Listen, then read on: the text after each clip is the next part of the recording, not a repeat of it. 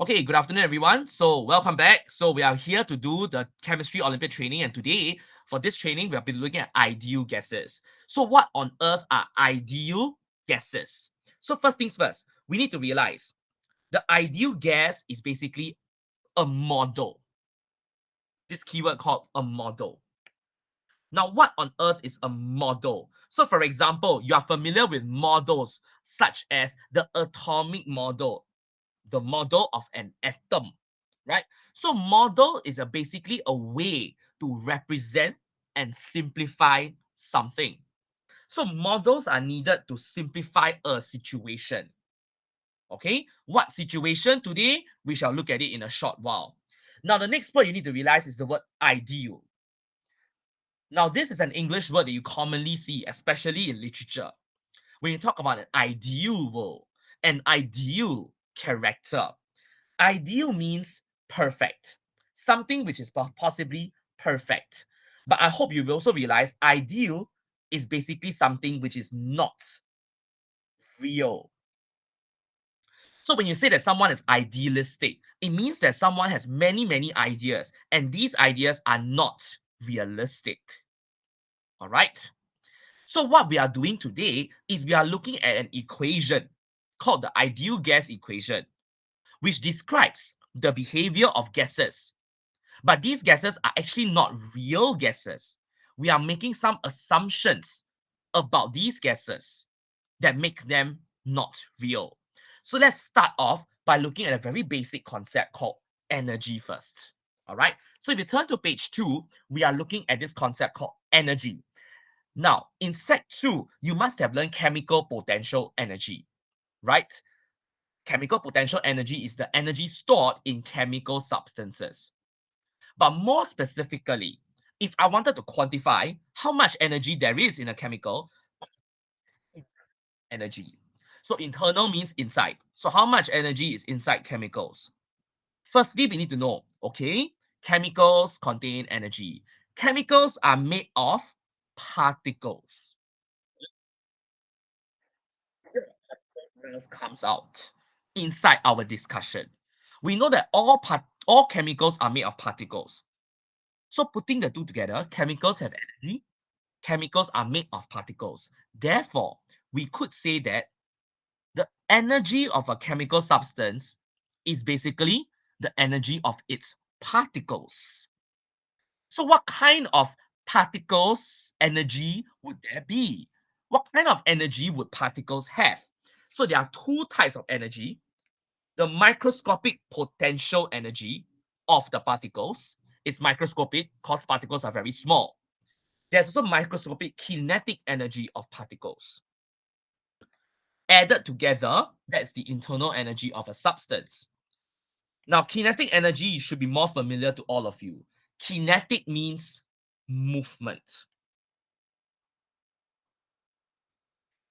So, kinetic energy is the energy that is due to the movement of particles, whether they are moving quickly or slowly, whether they are moving in all directions at high speeds, or are they just vibrating about fixed positions. Okay. Now, the next component is the microscopic potential energy. Now, this is the field of chemical physics. So it's basically physics, but it relates to chemistry. So in chemical physics, potential energy of particles versus attraction. So if you under chemical bonding, you have learned different forces of attraction. For example, in an ionic compound, there are strong electrostatic forces of attraction between oppositely charged ions, forces of attraction. On the other hand, if you looked at carbon dioxide, which is a simple molecular structure, so carbon dioxide has weak intermolecular forces of attraction between molecules. Depending on the strength of the forces of attraction, the potential energy will be different. Okay? Added together, the potential energy of the particles and the kinetic energy of the particles is the internal energy of the substance. Okay? Basically summarized it below. Does a glass of water that sits on the table have energy? Obviously, yes, right?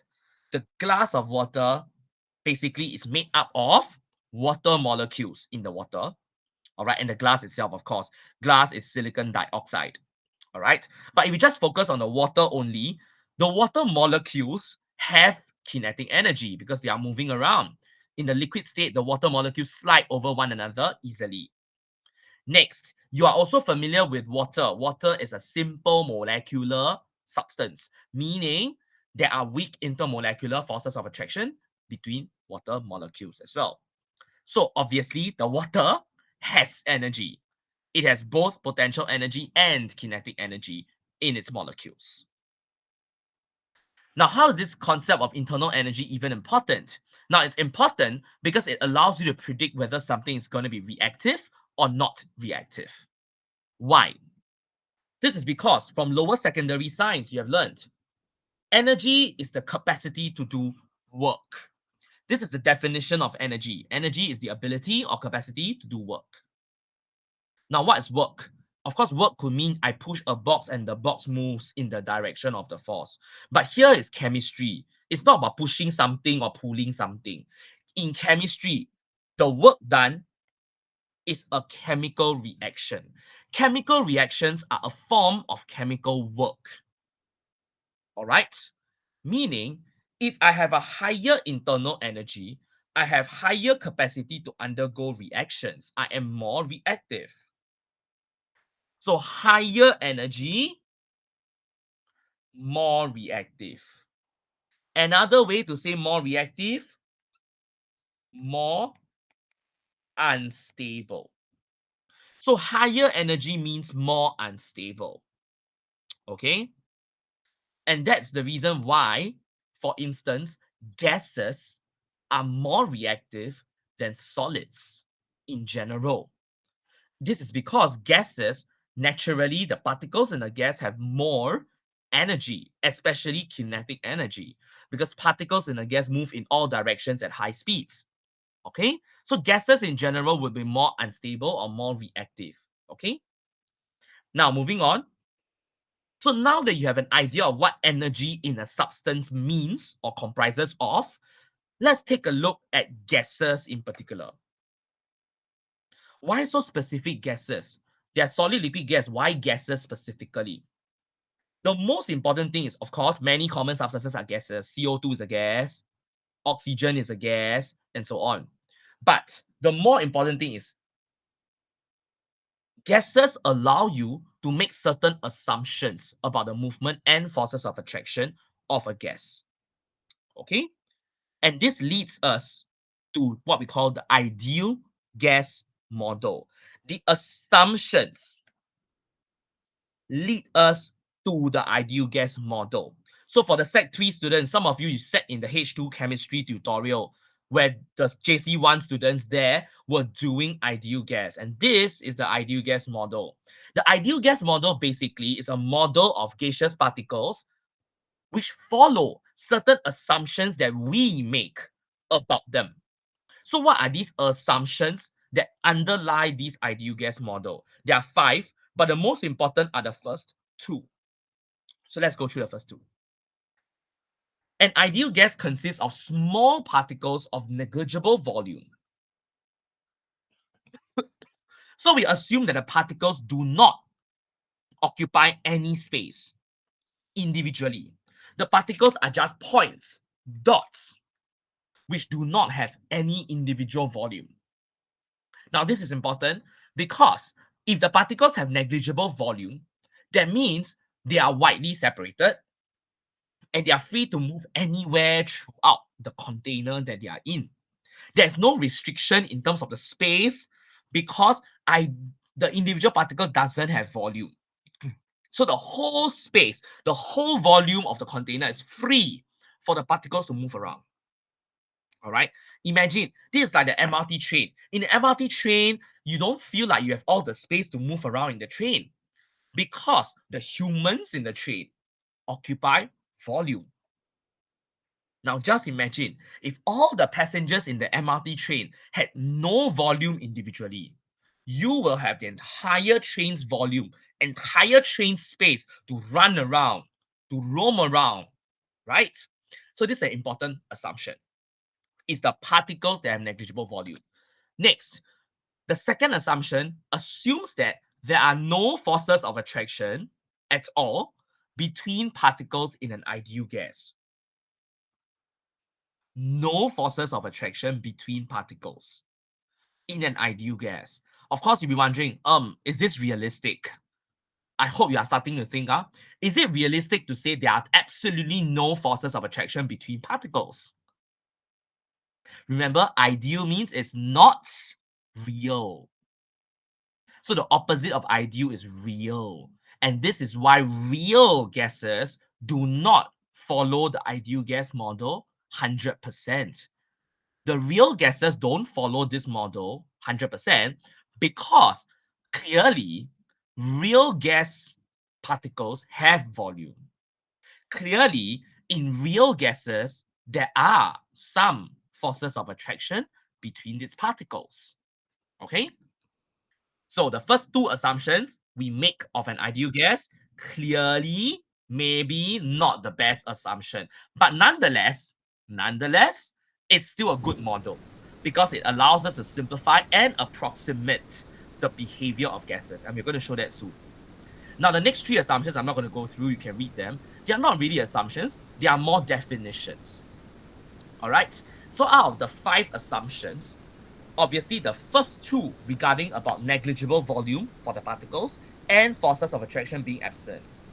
The first two are the assumptions which will not be followed by real gases. Okay, so it's 1 and 2 that is not followed by real gases because real gases have particles which occupy significant volume of their own. Real gases will have some forces of attraction between their particles. Okay. Now, moving on. Now, we talk about gases. So what can you measure about a gas? If I were to give you a sample of CO2 gas, what could you measure in the laboratory? There is temperature. So for the non-physics students, temperature is measured in Kelvin. Kelvin. And today we are going to use kelvins throughout. There is no degrees Celsius today. You need to know the conversion. The temperature in Kelvin is equals to the temperature in degrees Celsius plus 273. All right, so today we are going to be using kelvins. So room temperature is 25 degrees Celsius. If I wanted to express room temperature in Kelvin, what is it? I will take 25 plus 273, which gives me 298. So when we say room temperature today, we are talking about kelvins, 298 kelvins. Okay, so this is also good for the bio students because if you go on to JC1, the JC1 teacher will assume you have learned this because they will assume that you might have done physics. All right, so you need to know the conversion between kelvins and degrees Celsius. All right, now next is volume. You could measure volume of a gas, right? So volume of gas. Now, the volume of gas is either meter cube or dm cube, so this is the conversions between them. Now, there's a question that came in. If the gas particles have no volume, how could they collide? Yeah, we just imagine that points of zero volume are colliding with one another. And that's also important because if they don't have any volume of their own and they don't have any forces of attraction, when they collide, they do not lose energy. Okay? Now, this is very common in physics. In physics, we commonly assume particles or objects to be points. Okay? For those of you doing physics, you might have done a topic about center of gravity. Center of gravity is a point through which all of the mass seems to be concentrated and all of the gravitational force seems to act on the object. Right? So this concept of points is very, very common in physics. Okay? Now, pressure, you can measure that as well. Pressure is measured using pascals or atmospheres. Okay, so that day I went to the JC with the Sec 3 students. The teacher asked the students, 1 atmosphere pressure is how many pascals? The answer is 101,325 pascals. 101325. All right, so of course, one atmosphere pressure is of course what you are feeling right now. So atmospheric pressure right now is 1 atmosphere. 1 atmosphere is equals to 101,325 pascals. All right. Now, the pressure of a gas is due to the collisions of the gas particles with the walls. Okay. The pressure of a gas arises from collisions of gas particles with the walls. So, the more frequent and more forceful the collisions, the higher the pressure of the gas. Okay. So, you can start thinking, what might make the collisions of the particles with the walls more frequent and more forceful? What could I change about the gas to make these collisions more frequent and forceful? And finally, amount. Amount, I hope you know by now, in chemistry, amount means moles. Okay, amount always means moles. It's not mass. So how do you find mole? Mass over mr. So if you have forgotten, m and mr. So amount is number of moles. Number of moles is mass over mr. Okay, amount always means moles. Okay, so of course you don't measure moles directly, you will measure the mass of the gas, and if you know the mr, you take the mass divided by the mr, that gives you number of moles. Okay, so now let's go to the ideal gas equation. So we have gone through the assumptions, we have gone through the properties of a gas. Now let's go to the equation. The equation is PV equals to nRT. P is pressure, V is volume, T is temperature, and of course N is amount or number of moles. Okay, can? Now, finally, what's R? R is the molar gas constant. It's a constant. So in math, constant means it's just a number. All right, so R is just a number. But the tricky thing here is, depending on the units that you have chosen, the value of R might change. Not that R has changed, but because the units are different, you need to convert the units one to another.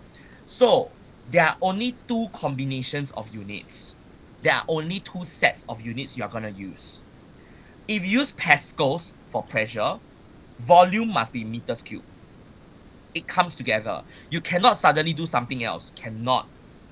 If it's pascals, it's meters cubed for volume. Number of moles is standard, is MOL. Temperature is Kelvin forever. From now onwards, every equation you use is Kelvins, no more degrees Celsius. All right. If you use pascals, meters cubed, your R is 8.31. However, if you have chosen to use atmospheres for pressure, then you must use dm cubed for volume. If you use atmospheres and dm cubed, then your R is 0.082. Okay? Can? So of course, who memorizes this? Of course, when you go on to JC, your teacher will tell you, okay, you will need to learn this. There are two sets of units. Depending on which set you have chosen, please make sure you choose the correct R value.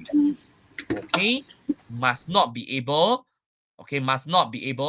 to change. No changes allowed. Now, the ideal gas equation, while it sounds very idealistic and unreal, is actually very good.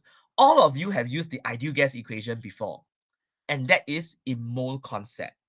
If you recall, we have told you 1 mole of gas occupies a volume of 24 dm cubed, right? That's mole concept, what? When Mr. Lee or myself, when we taught you mole, we taught you this concept of volume of gas. You learned the formula, Vn24. Why 24? Where did this 24 come from? Well, this 24 dm cubed came from using the ideal gas equation. So what do?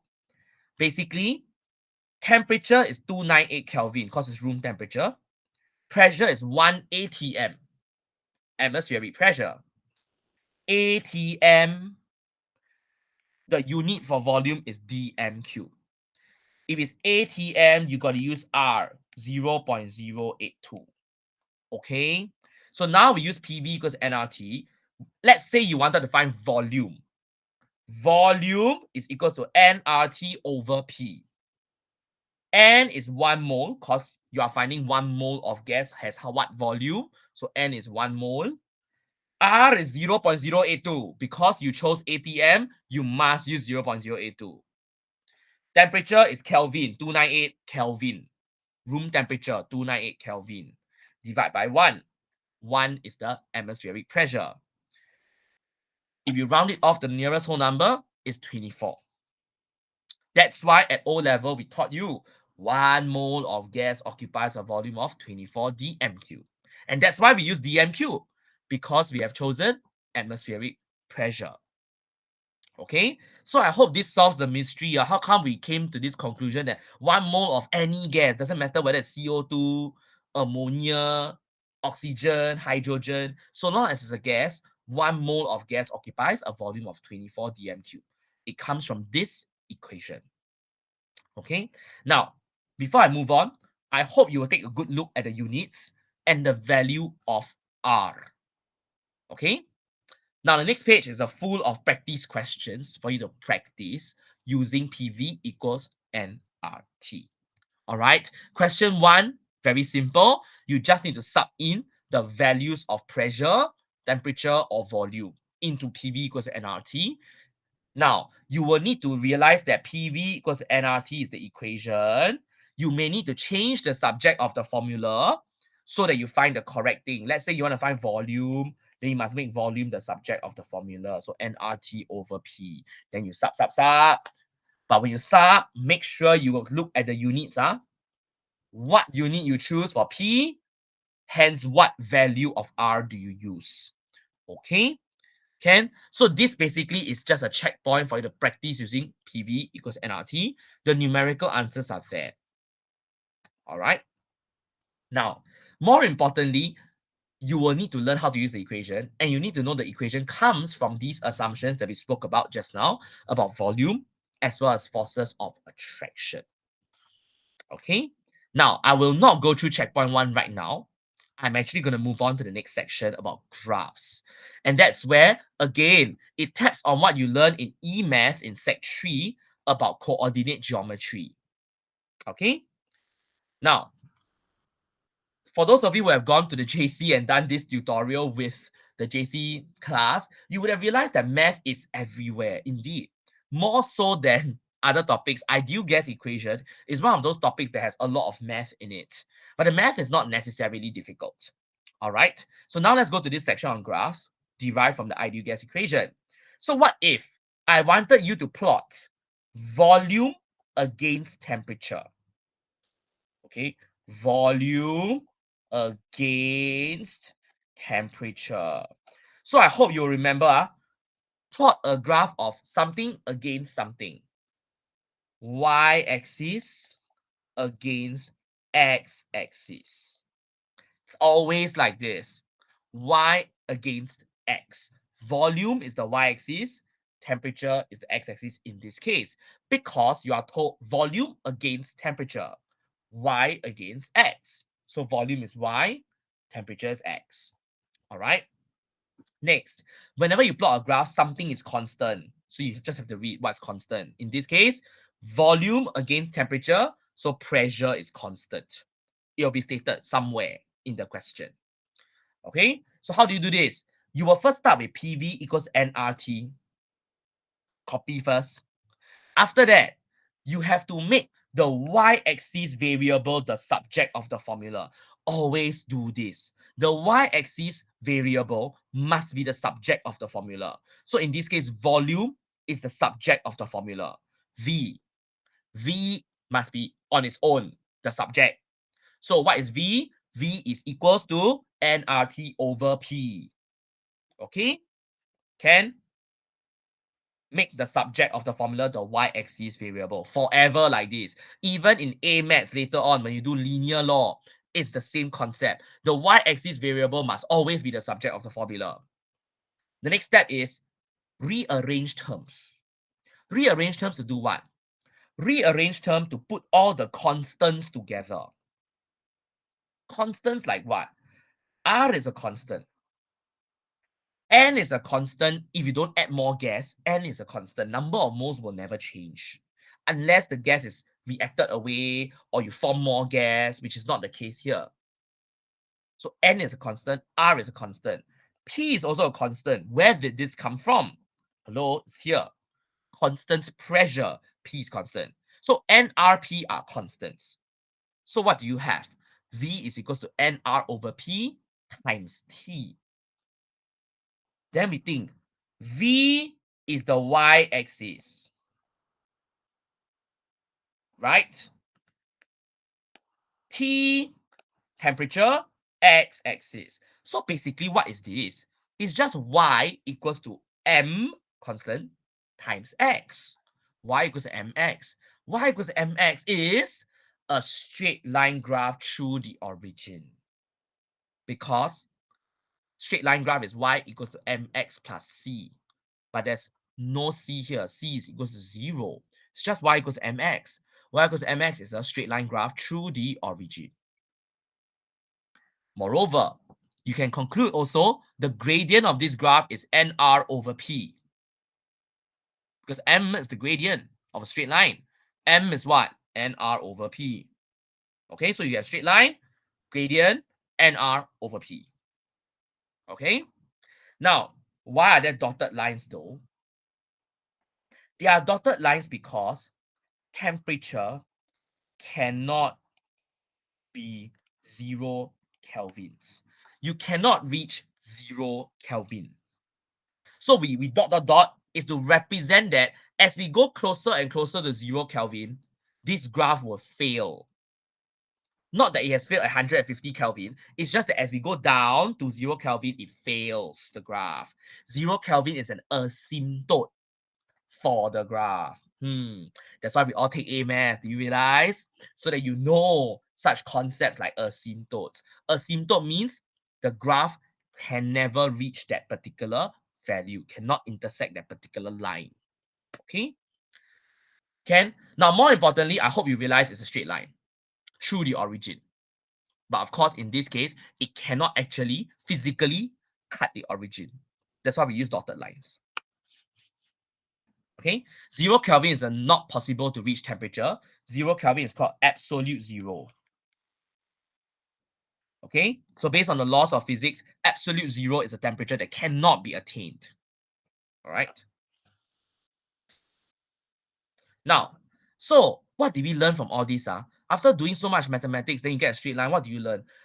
Straight line tells you a lot, Straight line tells you that, oh, as temperature goes up, volume also goes up. Right? A more sophisticated way of phrasing this is volume of a gas, of course, is directly proportional to temperature. V is proportional to T, directly proportional to T. And this is called Charles' law. All right. Charles' law is something you learn in primary 5, When you heat up a balloon, the balloon expands. That makes sense. So volume increases as temperature increases. Therefore, volume is directly proportional to temperature. PV equals nRT tells you that. All right. Now, Chem Olympiad, what will they test? They will test very often the shapes of the graphs. So you need to know how to manipulate PV equals nRT until you reach a straight line like this. All right. Next, you will need to know constant pressure is called isobaric. Iso means same. Baric, bar means pressure. So isobaric means same pressure, constant pressure. Okay, you have learned a lot of iso in chemistry. There's isotopes. Isotope means same number of protons, right? Different number of neutrons. For the sec force in organic chemistry, you have learned isomer. Isomer, same structural formula. The same molecular formula, different structural formula. All right. So iso means same. Okay, in biology, you take pure bio, you have learned isotonic. Isotonic means same concentration, same water potential inside and outside. Okay, so iso means same.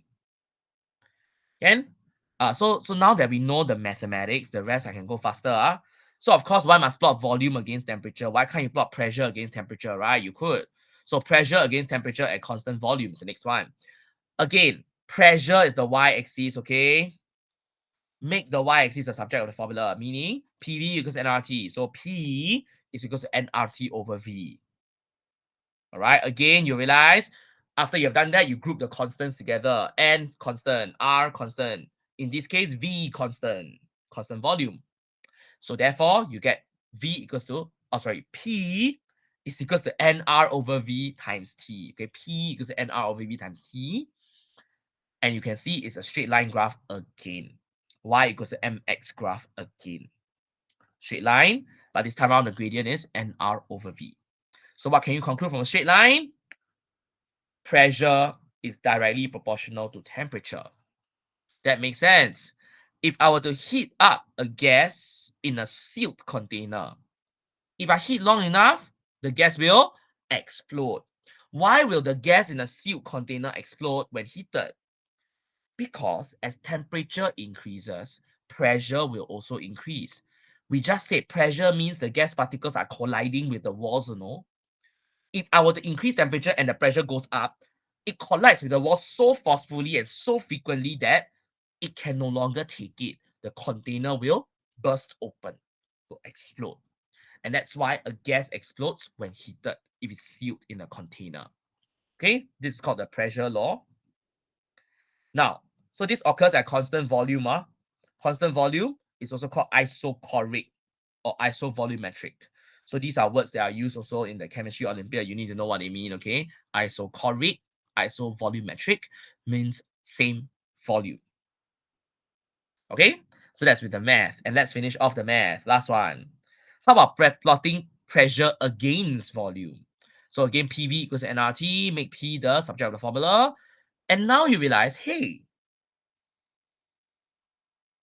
okay, I keep making this mistake. It's P, P equals nRT over V. But now, do you realize, hey, my volume is in a fraction. My volume is in the denominator at it. So my x is in the denominator. So it's 1 over x, If I take out all the constants, I have 1 over x. What is the shape of 1 over x? This time around it's not x anymore. X is a straight line, right? Y equals mx. But here it's not. Here is y equals to m times 1 over x. 1 over x graph is a reciprocal graph, which looks like this, where they are basically asymptotes. The y and x-axis are asymptotes. So the graph never ever cuts the y-axis or x-axis. Now, whenever you have 1 over x, I hope you know this is inverse proportion. Okay? That's why the inverse proportion equation is y equals to k over x, right? So in this case, 1 over x. So whenever it's a reciprocal graph where the x is in the denominator, this is inverse proportion.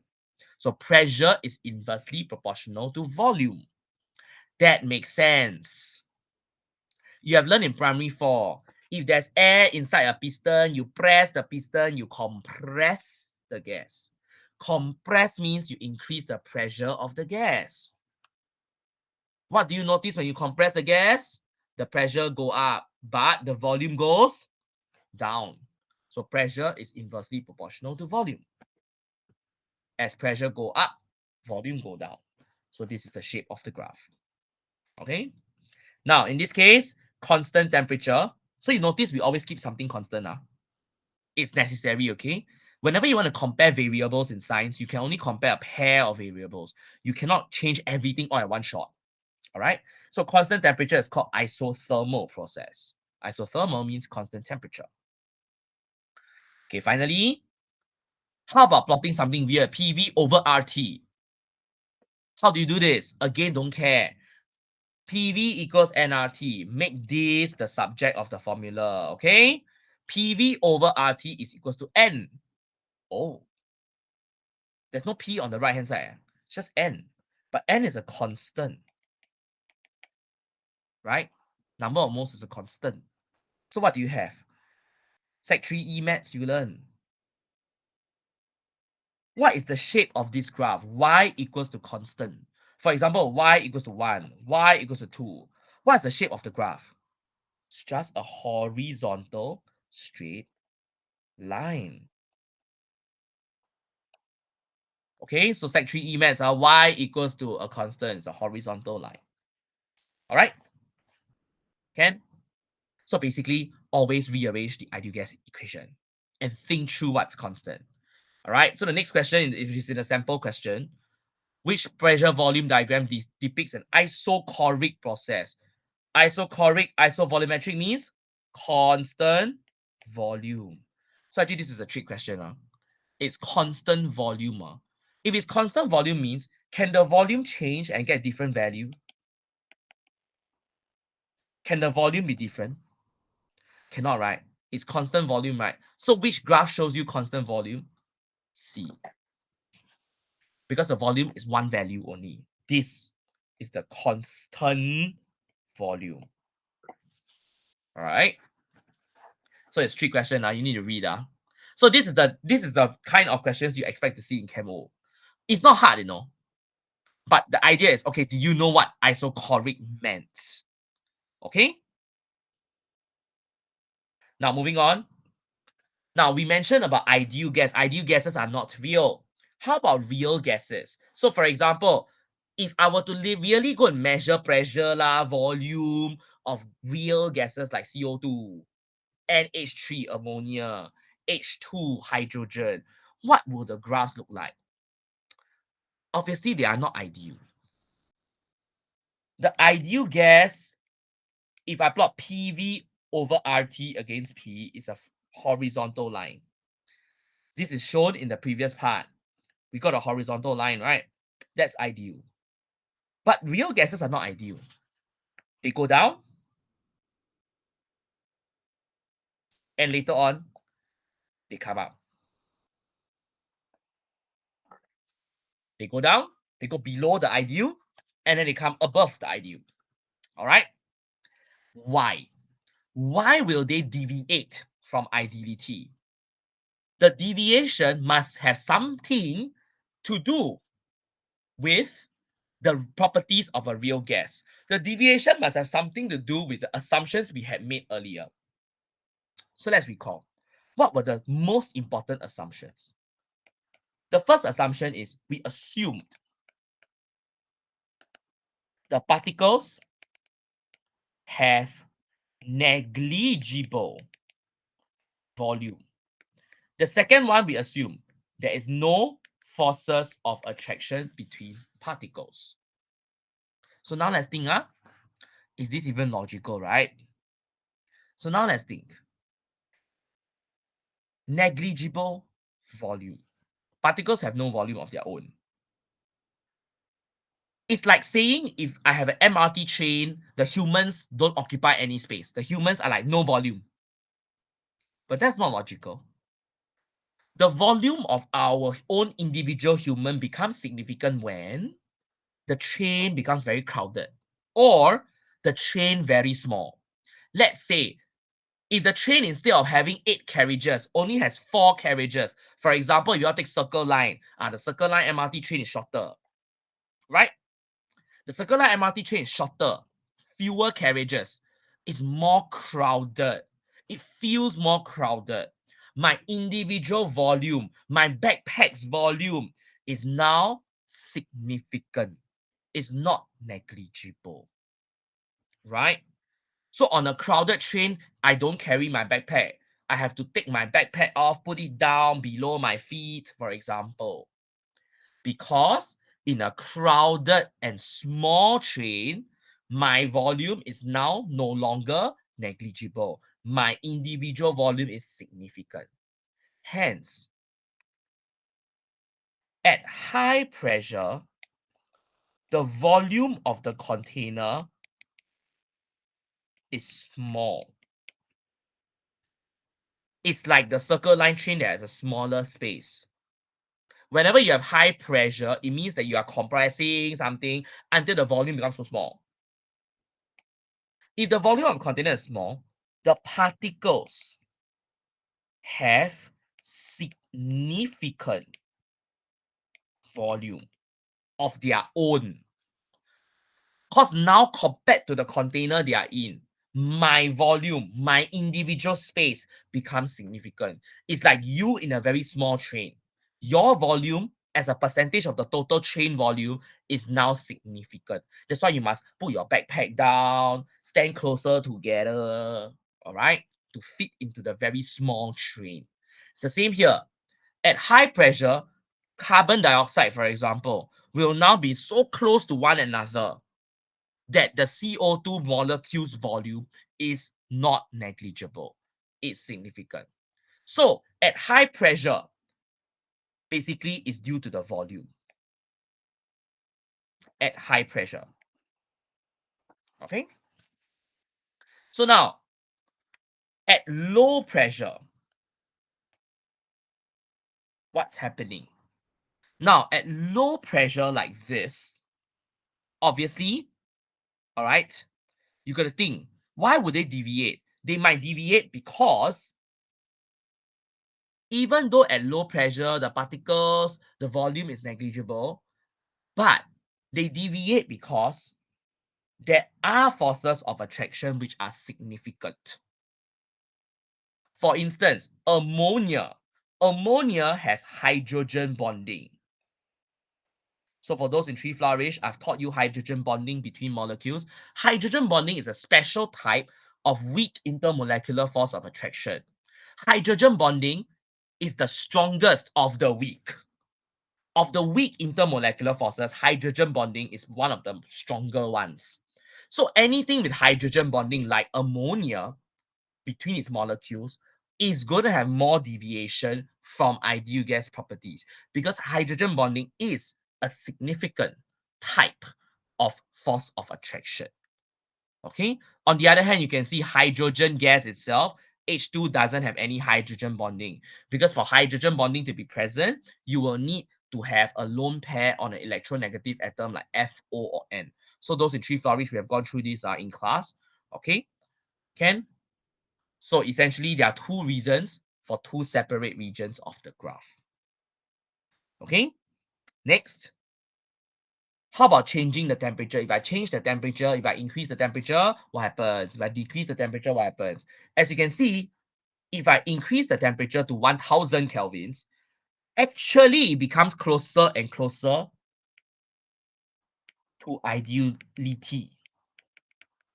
High temperature, it becomes closer to an ideal gas. It goes closer and closer. All right. And there's a reason for this. All right. At high temperature, the particles move around at faster and faster and faster speeds. When the particles move around at faster and faster speeds, the forces of attraction between the particles becomes more and more negligible. Another way to see this, at higher temperature, there's more energy to overcome the forces of attraction between particles. So the forces of attraction become more and more negligible. That's why they become closer and closer to the ideal gas property. All right. Now, does atomic radii affect the values of PV over RT? Yes. So if the molecular radii or the atomic radii is bigger, then the volume of the particles is not negligible, it's significant. And that's why you can see that just now, CO2 has significant deviation from the ideal gas properties. Because CO2 is a huge molecule, carbon has a certain radius, oxygen also has a certain radius. So taken together, CO2 is going to have a large radius. If it has a large radius, the volume is also larger, right? So yes, the larger the radii, the larger the deviation, the more it will deviate away. Next, what does PV over RT represent? PV over RT is a convenient value that we choose. PV over RT is equals to N. And in this case, if it's 1 mole, N equals to 1, therefore PV over RT is equals to 1. All right, it's a convenient value for us to plot graphs with. Generally, PV over RT for ideal gas should be a horizontal line. But because they are real gases, it's not horizontal. All right. PV over RT is also called another name. It's called a compressibility factor, but I won't go into it here. Okay, I think I've answered the question so far. So that brings me to the end of ideal gas. So let me just stop the recording for now.